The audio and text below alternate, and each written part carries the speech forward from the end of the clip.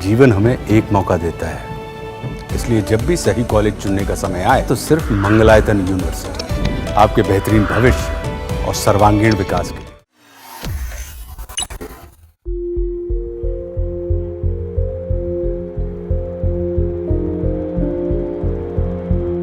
गुजरात के जामनगर में बुधवार को भारतीय वायुसेना का जैगुआर लड़ाकू विमान क्रैश हो गया। इसमें एक पायलट का इलाज चल रहा है, जबकि हरियाणा के रेवाड़ी के रहने वाले फ्लाइट लेफ्टिनेंट सिद्धार्थ यादव शहीद हो गए।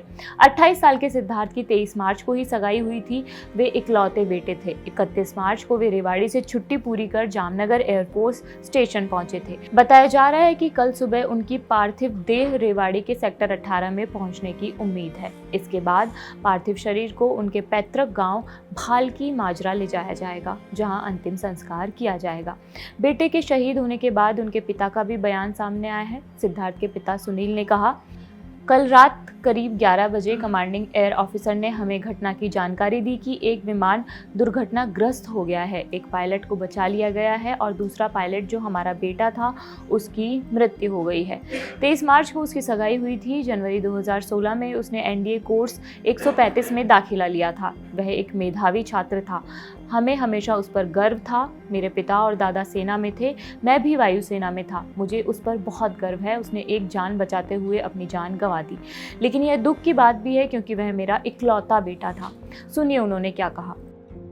रात में जो एयर ऑफिसर कमांडिंग है उनका फ़ोन आया था कि ऐसे ऐसे हादसा हो गया, करीब 11 बजे के आसपास, कि एयरक्राफ्ट क्रैश हो गया, एक पायलट इजेक्ट हो गया और दूसरे आपके बच्चे की डेथ हो गई। सिद्धार्थ की अभी पीछे सगाई भी की थी थोड़े दिनों पहले। जी 23 को सगाई थी। अभी 23 को सगाई हुई थी।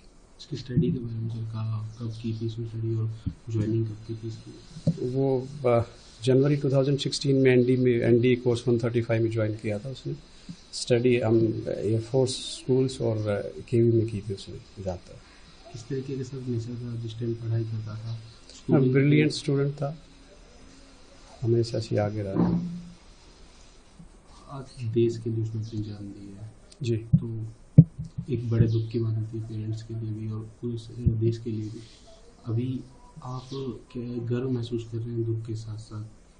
गर्व तो हमें पहले भी बहुत महसूस होता था कि हमारा जैसे पहली पीढ़ी का हमारा बच्चा फाइटर पायलट बना था।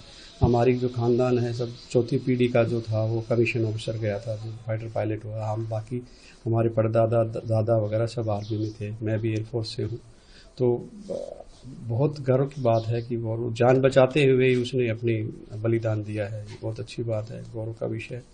दुख का तो विषय है ही कि मेरा अकेला ही बेटा था वो, एक छोटी बिटिया है।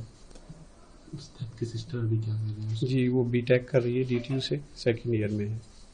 ये आपकी रेगुलर फोर्थ पीढ़ी थी जो?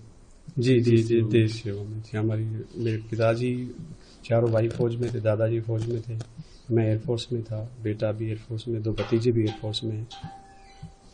अभी अधिकारियों से बातचीत हो रही होगी, कब तक सिद्धार्थ के लेकर आया जाएगा, क्या कुछ रहेगा? 2 बच्चे आए हुए यूनिट से, वो अपडेट्स दे रहे हैं। उनकी कमांडिंग एयर ऑफिसर कमांडिंग से बात हुई है, तो वो भी अभी दिल्ली पहुंच जाएगी मॉडल रिमेन्स, और उसके बाद फिर यहाँ वहाँ रखने के बाद कल सुबह आएंगे।